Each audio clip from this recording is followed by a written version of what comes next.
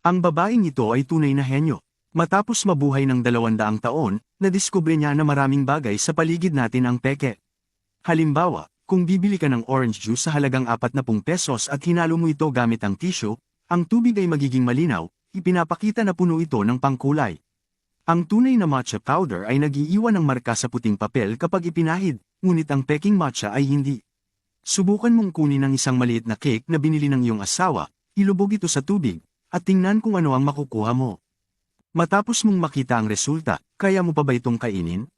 Mag-apply ng vitamin C sa hiniwang mansanas, ang tunay ay bumabagal ang pagkabulok, habang ang peke ay hindi.